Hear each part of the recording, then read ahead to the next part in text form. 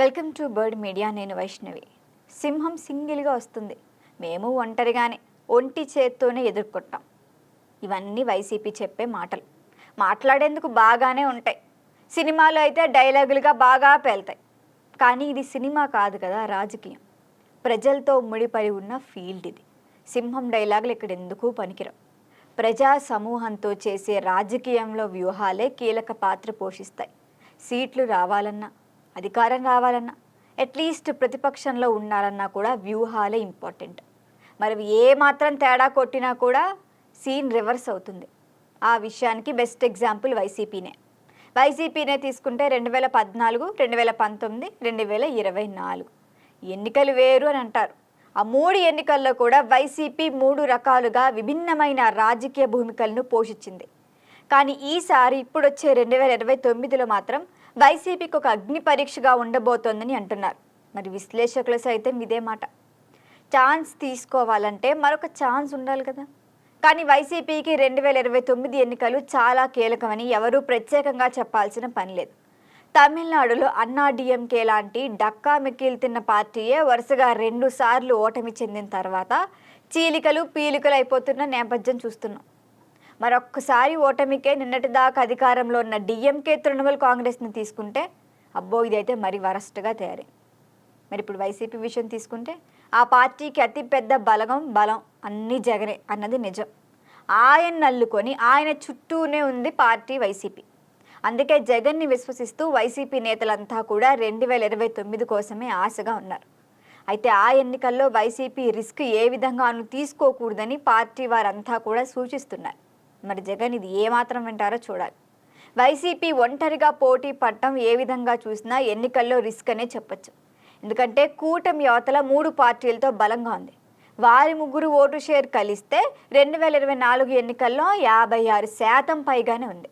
అంటే ఇక్కడ YCP vote share 40% ఉంది. అంటే ఇక్కడ తేడా ఎక్కువగానే ఉంది. మరి 5 ఏళ్ల తర్వాత యాంటీ ఇంకంబెన్సీ ఉందనుకున్నా కూడా కూటమికి 5-6% సీట్లు తగ్గుతాయని మనం లెక్కేసుకున్నా కూడా వైసీపీ ఆ మేరకు మరో 5-6% పెంచుకుంటుందని లెక్కగట్టినా కూడా 2 సముజ్జీలుగా మారి పోరు హోరాహోరీ అవుతుందని మాత్రం చెప్పచ్చు. మరి ఈ క్రమంలో కలిసి వచ్చిన పార్టీలు చిన్నవైనా పెద్దవైనా సరే ముందుకెళ్తే 1-6% ఓటు షేర్ కూడా రేపటి ఎన్నికల్లో భారీ ఫలితాల మార్పుకి కారణమవుతుంది. మరి ఈ క్రమంలో నోరున్న పార్టీలు జనంలో ప్రభావితం చేసే పార్టీలుగా వామపక్ష పార్టీలను వైసీపీ భావిస్తోందని అంటున్నారు. ఈ 2 పార్టీలు కూటమి మీద పోరు చేస్తున్నాయి. వైసీపీ లేవనెత్తుతున్న అంశాలే ఆ పార్టీలు కూడా నిలదీస్తున్నాయి జగన్ వెనకాల. అయితే సిపిఎం, సిపిఐ జనంలో ఆందోళనలు చేస్తూ కూడా ప్రజలను చైతన్యం చేస్తున్నాయి.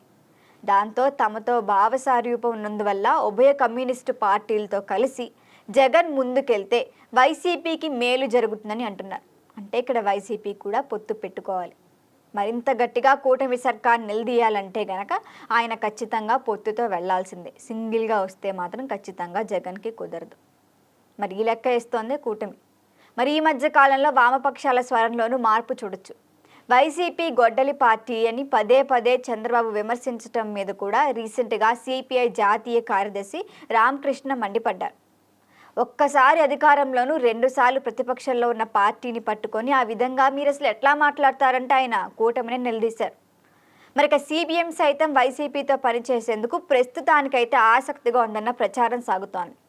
విభజన ఏపీలో వరుసగా 3 ఎన్నికలు జరిగినా వామపక్షాలకు అసెంబ్లీలో ఎక్కడా ప్రాధాన్యం లేదు.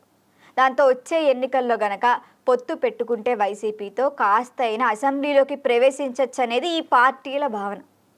మరి వైసీపీ కూడా ఎర్రనలను కలుపుకుంటే గనక కూటమిని మరింత బలంగా ఢీ కొట్టగలదు కాస్తో కూస్తో అంటున్నారు.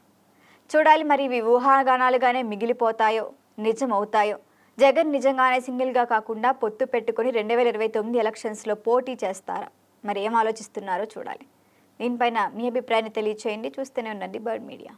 ఈ వీడియో మీకు నచ్చినట్లయితే లైక్ చేయండి, షేర్ చేయండి, సబ్స్క్రైబ్ చేయండి. మరిన్ని అప్డేట్ల కోసం మా వాట్సాప్ ఛానల్ను ఫాలో చేయండి.